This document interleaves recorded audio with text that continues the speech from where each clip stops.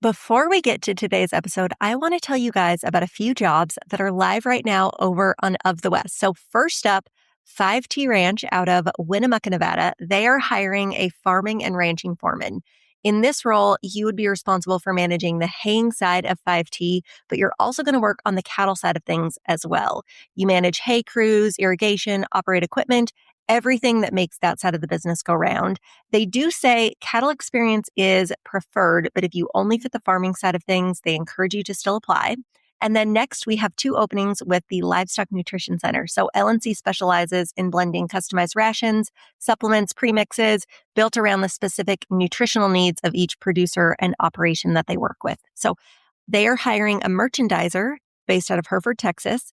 In this role, it's going to be very much focused on ingredient sales. So you'll be working the supply chain, managing contracts, negotiating with suppliers, keeping an eye on commodity, logistics, prices. So if that is in your wheelhouse, you definitely want to go check that out. And then they are also hiring a sales consultant based out of Garden City, Kansas. You'll be working directly with livestock producers to design customized feeding programs for their operations. They are looking for somebody with a degree in animal science or a related field and at least 3 years of industry experience. All 3 of those jobs and tons more are live right now over on Of the West. If any of those spark your interest, you want to go learn more, the link is in the show notes. And if it's not the right fit for you, but you know somebody who would be perfect, send it their way because that is what friends do. Now let's get back to the show. We're all more hard on ourselves than anybody else is. Nobody's out there judging anybody else, truly. I think that we are internally freaking ourselves out. Nobody else is out there sitting there judging you.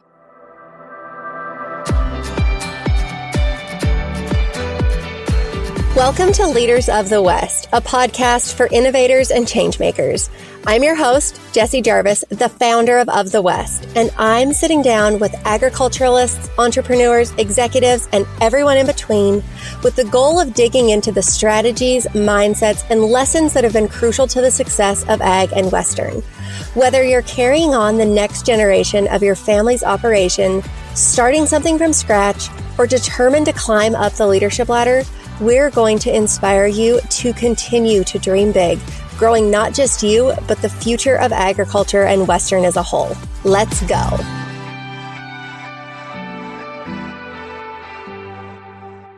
Do you know those Facebook posts that start with, does anybody know somebody who... ...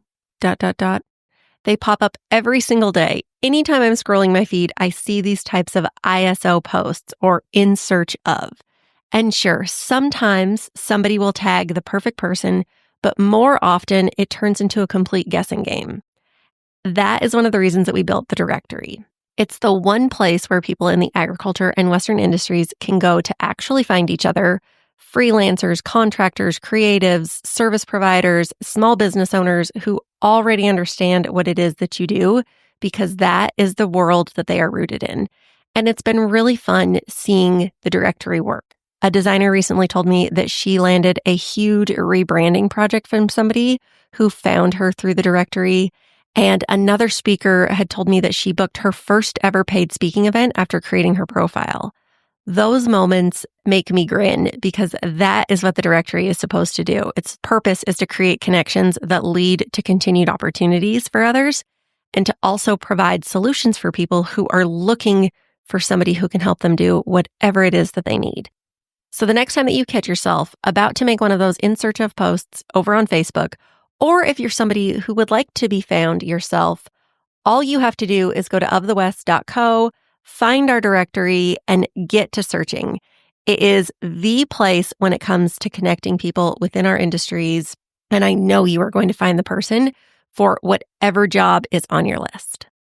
Welcome to this week's episode of Leaders of the West. And I hope you guys can hear the smile on my face right now because I am sitting down with one of the coolest women in our industry, and that is Rachel McGinn. If you don't know who Rachel McGinn is, you've probably been living on a rock for the last 15 years. She was like the OG fashion influencer way back when Instagram first became a thing.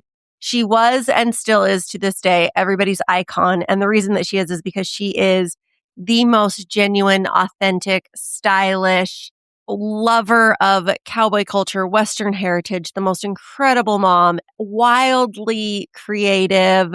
She just is the whole package. She is a vibe. And Rachel and I have had the privilege and honor of being friends for a very long time. And so we're going to call this episode Girl Talk. That's basically what we are doing.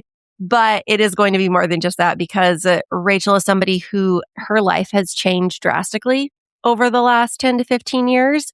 And she is somebody who has really navigated all of those changes with such grace. And I think that that is something that is so relatable for so many of us because our lives are inevitably going to change, whether they have already or we're going through big changes. And so I've just always really admired Rachel for how she has kind of charted that course over the last few years. And so I want to get to share her with all of you guys. And she's not somebody who does a ton of podcasts. Do you?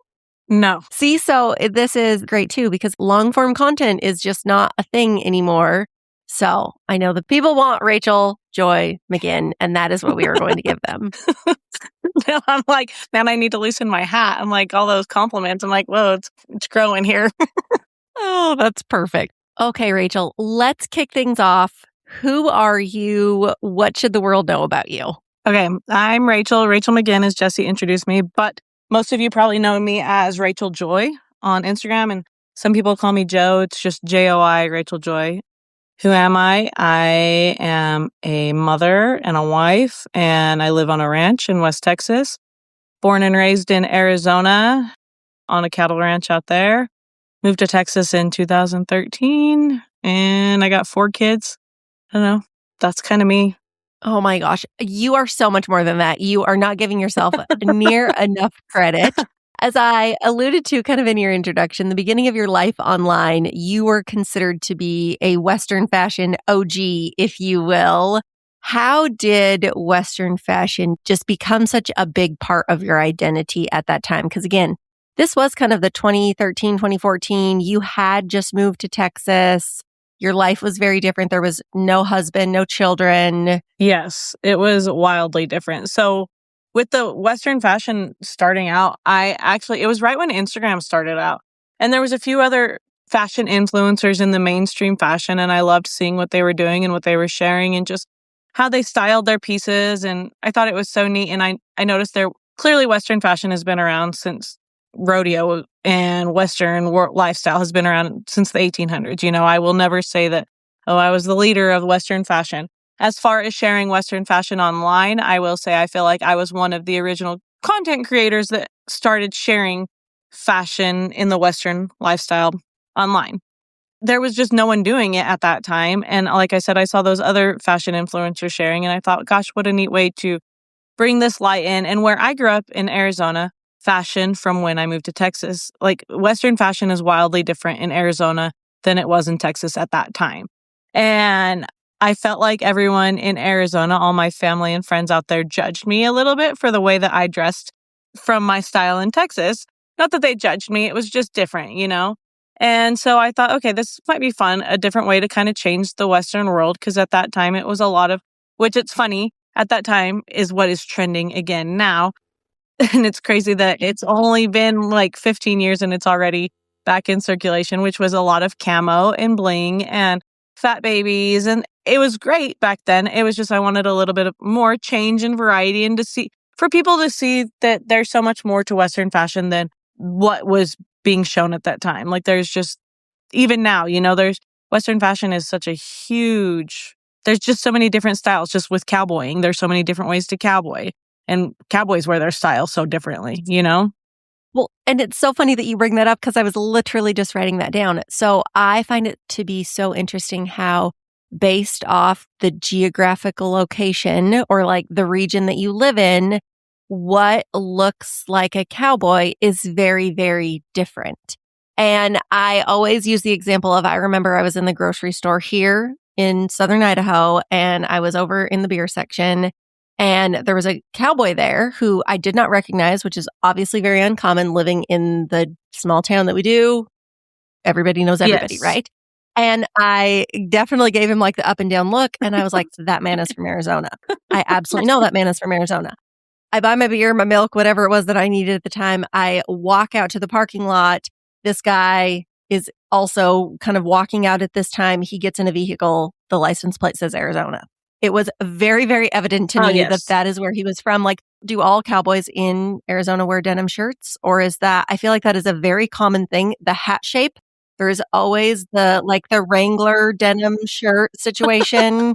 Buttoned all the way to the top with a black felt, basically year round. No, it's funny that you say that. It is, though. It's truly like you can kind of pinpoint where cowboys work from. And I feel like the women's fashion genuinely kind of follows in a way. No, it absolutely does. It totally does. So when did you think, okay, I want to share this part of my life online? Because that is something that was probably not necessarily as much of a conscious thought for you. You are somebody who you enjoy being behind the scenes. You don't really like to be the star of the show. You're not overly excited about being on a podcast right now. So that's kind of a big departure for you to all of a sudden, I'm going to put my life out there for millions of people to have the potential to see.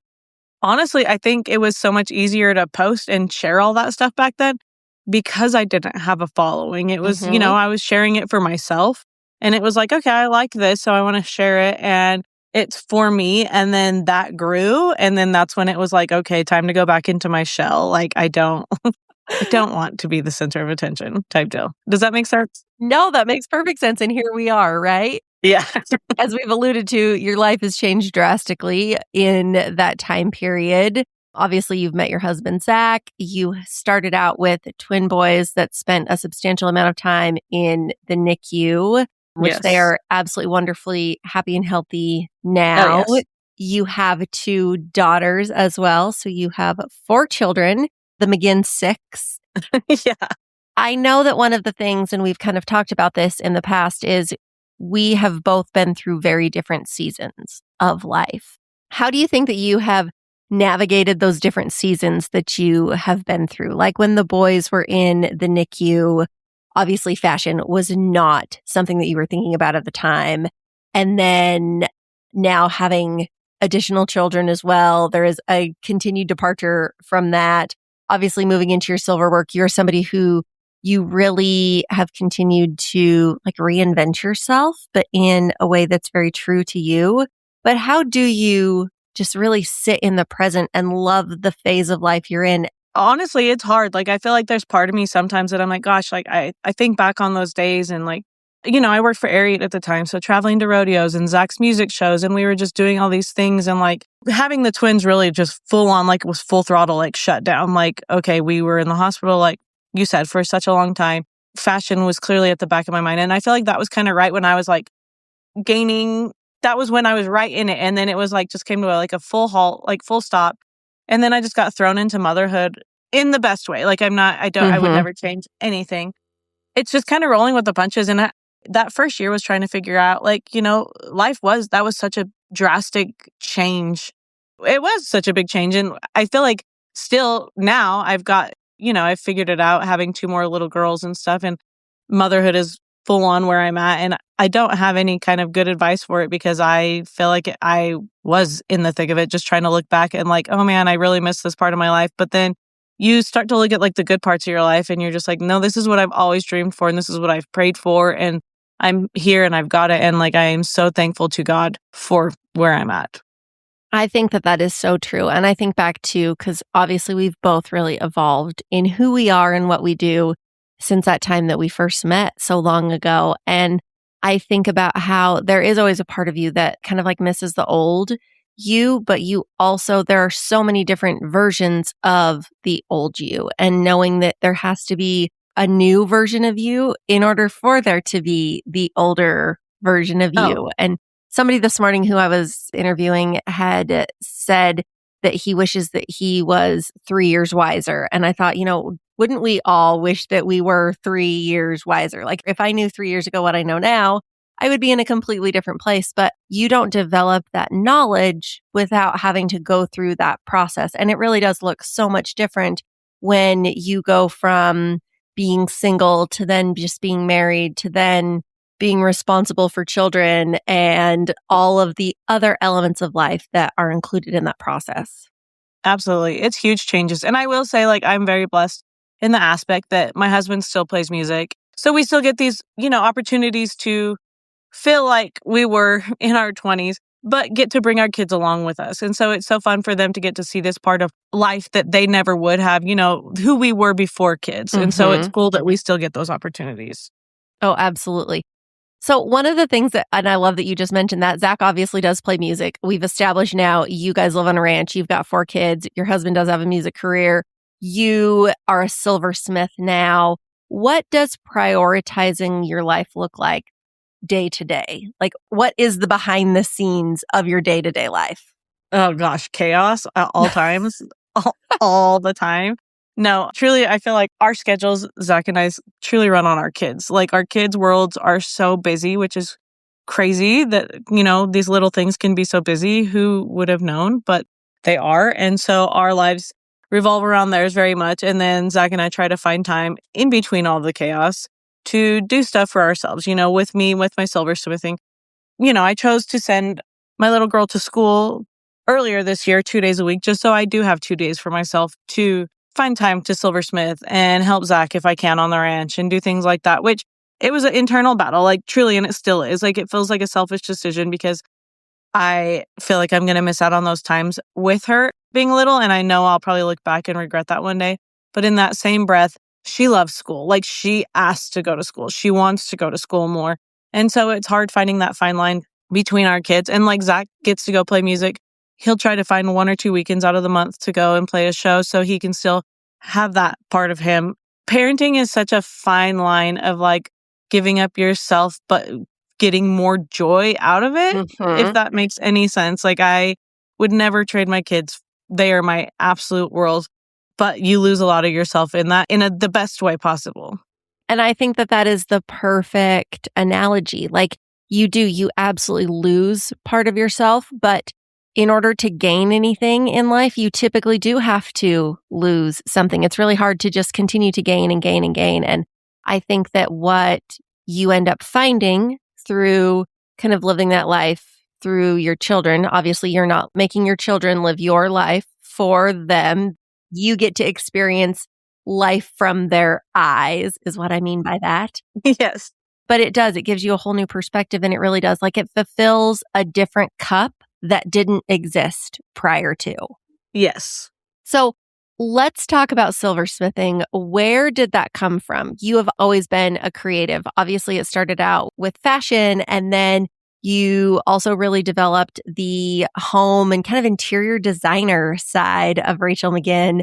And now you are a very well-established silversmith. So that's not a small pivot by any means. What does that creative outlet provide you that maybe you've never had before? I've always wanted to learn to silversmith. It was just something that I was like, I would love to learn that one day at one point in time.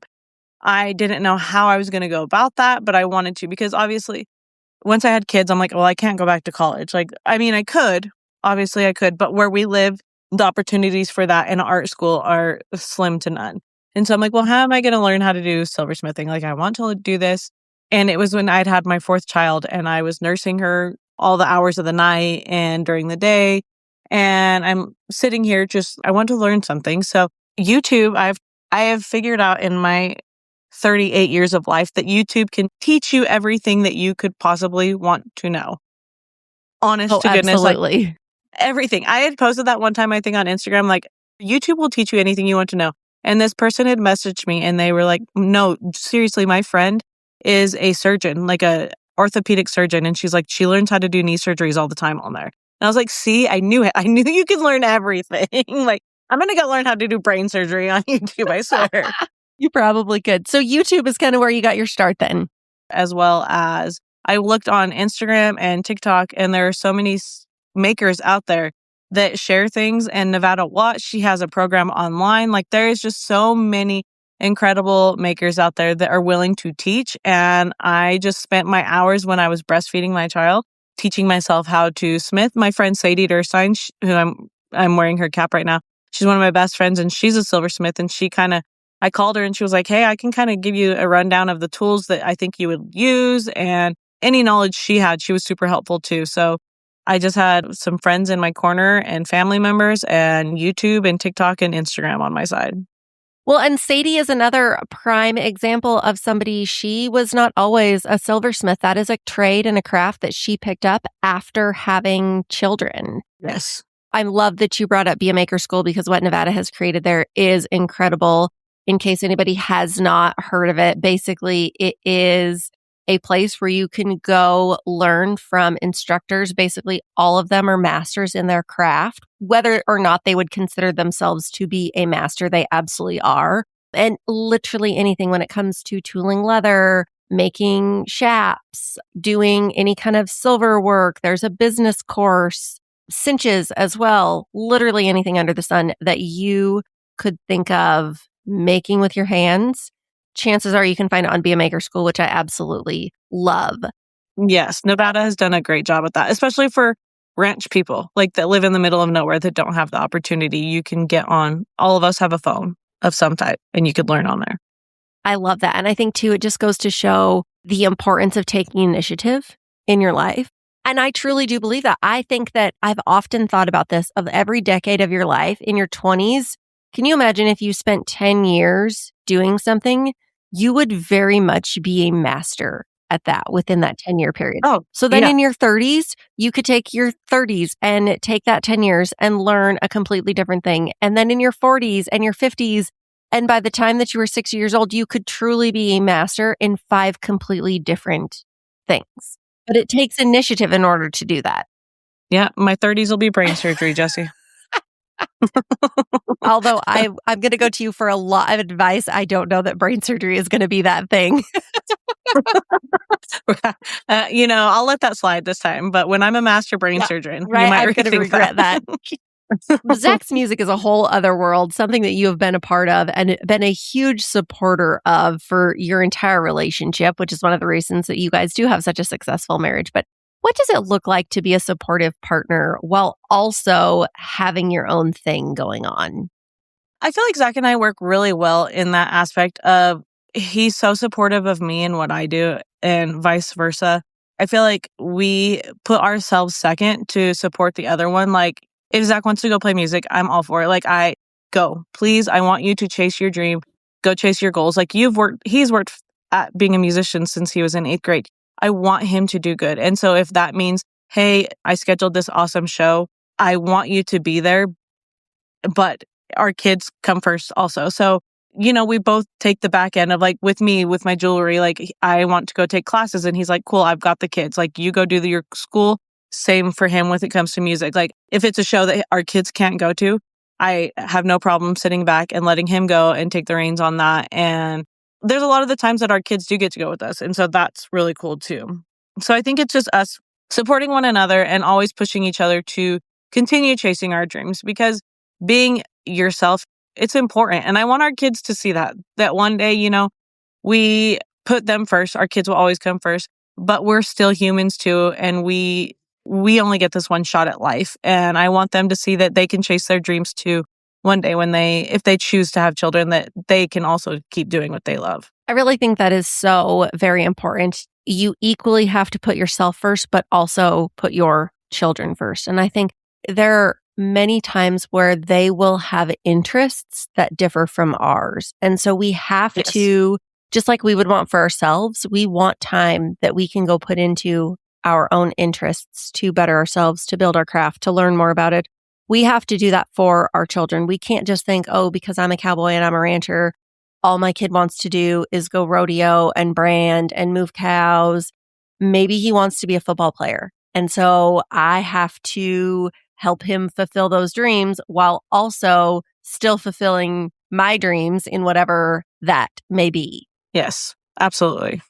So let's talk about fashion. We can't let you go without that. We're going to put you in the hot seat a little bit. What is a fashion hill that you will die on? Jessie, you're going to make me put my foot in my mouth. No, I'm joking. I have gotten really, as age has come along, I am very much if you love it, then I love it. And I think that if you feel confident in it, then everybody should just be supportive because fashion is changing so much now. And I feel like a lot of people are coming into their own. And then there's other people that are still stuck in the past, which I was one of those people. And it was hard to see fashion change from what I wanted it to become, And I think there was a lot of us in the Western fashion industry that, as far as, I don't want to say morals because that's the wrong word, tradition and heritage and things like that. I'm such a traditional person. I grew up on a ranch. I love cowboys and I love the tradition and I love just the values that come along with that. And so when you saw people that did not grow up with the same values and traditions that we did, that like the industry, but have never set foot on a ranch, and but they love the fashion and they chose to wear it in a different way than I didn't.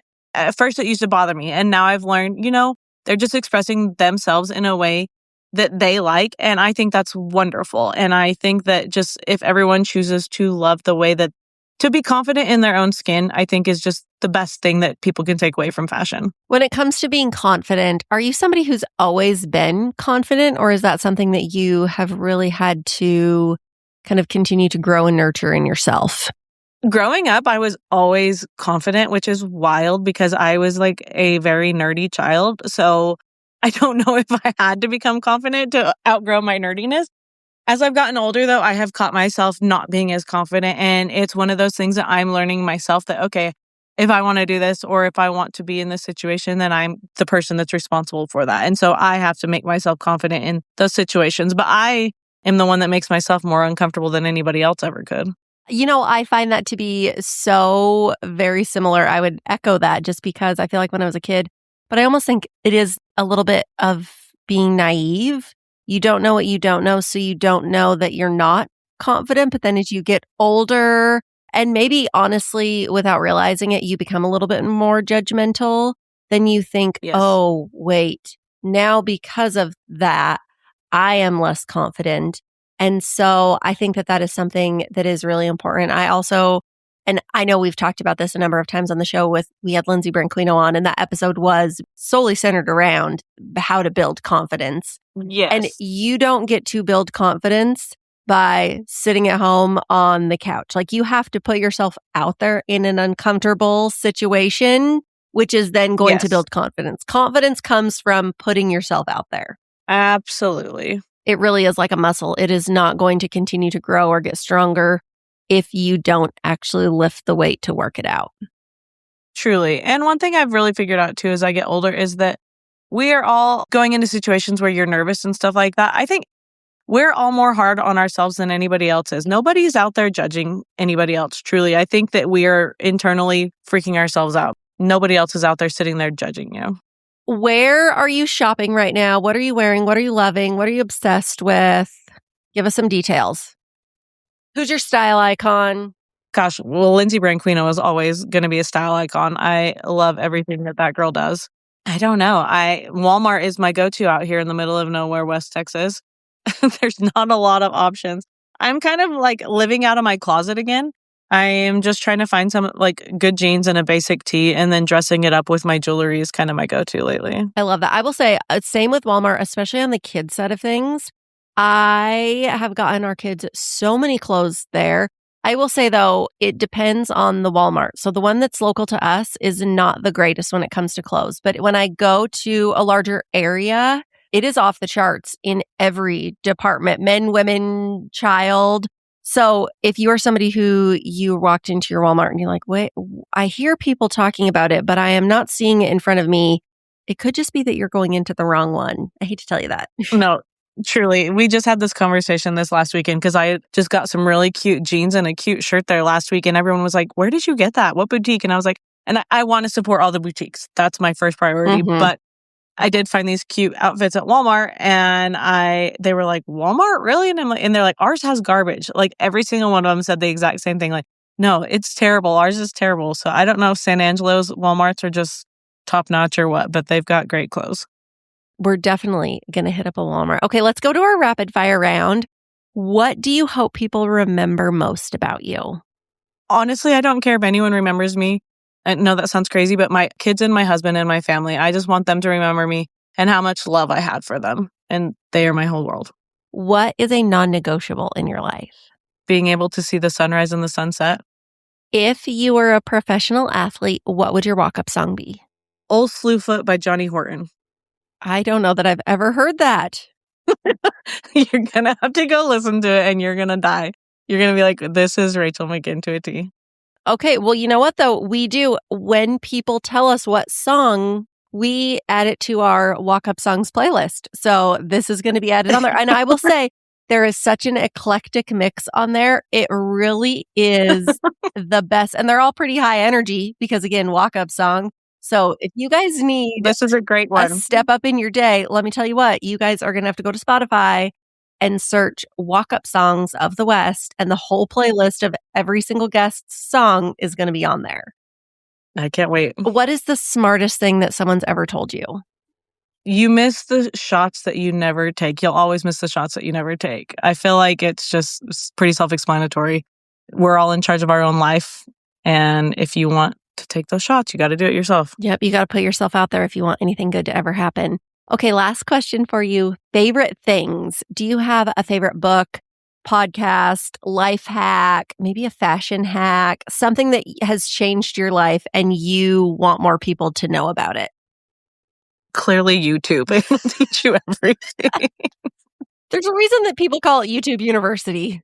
Oh, no, I don't know. Honestly, though, YouTube has made life-changing moments in my life. So as much as I don't want to just shout out YouTube, they've been a game changer for me. No, I really do. I will even say one time I walked up to my parents' house, or I walked into my parents' house, and my mom was under the sink and I was like, what are you doing? And she said, oh, I got on YouTube because I couldn't find a plumber to come fix this thing. And I've fixed this problem under my kitchen sink. And I was like, wow, I love you that. really can, especially in rural and remote areas. I mean, it will literally be a week plus in order for me to get a plumber or any kind of appliance repair person.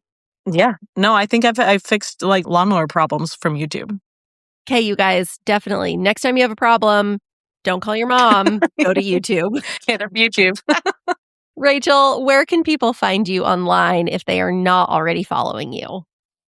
Most of my social media is going to just be Rachel Joy, RACHELJOI. Oh, well, you guys, if you are not following Rachel, you absolutely have to. She has the cutest kids, the best style, the greatest musician for a husband. She is somebody who is so authentic and genuine and really is a true supporter and lover of Western heritage and our lifestyle. And that is why the world loves her. So I highly encourage you guys to go follow her. Thank you so much for joining us today.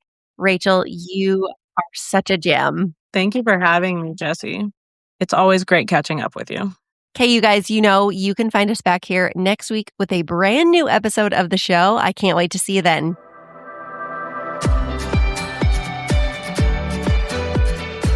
If you loved this episode, do us a favor and share it with someone else who might find just as much value in it as you did. We're on a mission to continue to grow and strengthen the future of agriculture and Western industries, and you spreading the word helps us make more of a positive impact. It also makes a big difference when you take a minute to go rate and review the show. We can't thank you enough for listening, for sharing, and for loving Ag and Western as much as we do. We'll see you back here for our next episode.